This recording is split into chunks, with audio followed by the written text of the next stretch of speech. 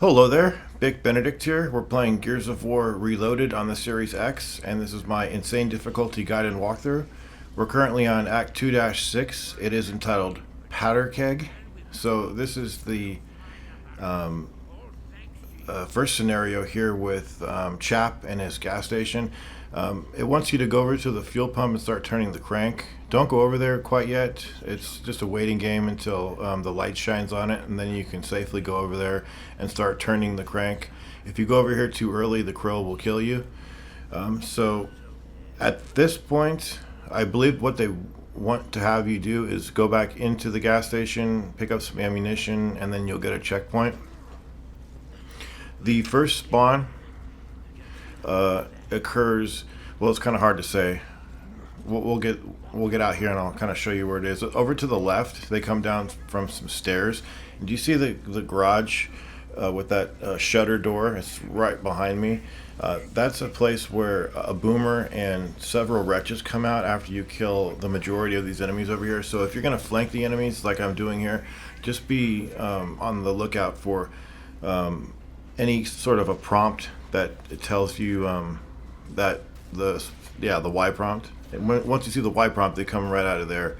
So I didn't get to get this subject, but as far as placing grenades on enemies and surfaces, the only thing you can do in this game is place grenades on enemies. You can't place grenades on surfaces. Not until the second game were you able to do that. So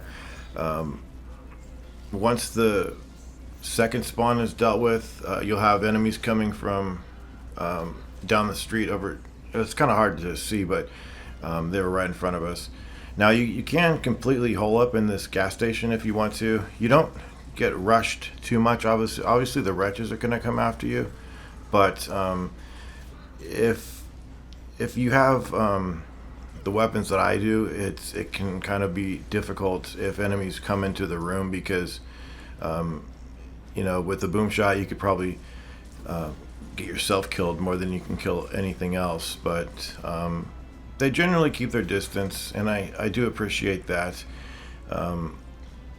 But yes, so you can't, because if you could tag grenades onto surfaces, I would definitely have placed one near that shutter garage door for the boomer. But there is an area over here that you can stand, and there's some more ammunition. One thing I do appreciate about this game, though, is that, and you'll probably see it happen over here, is that when enemies come after you and you're on one side of cover and they're on the other side, they will mantle over the cover like he does here, but they don't kick you.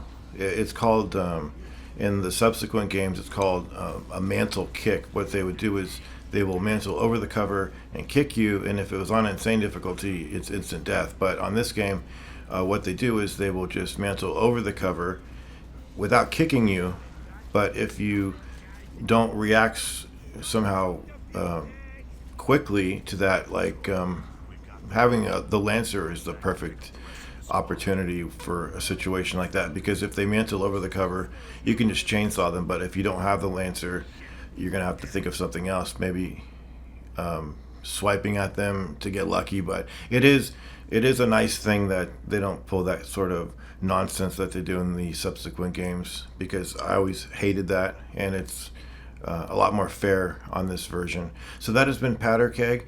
I will see you in the second to last chapter of Act 2. It will be a vehicle section, and it's not too bad either. So I will see you there, and until then, please continue to take care.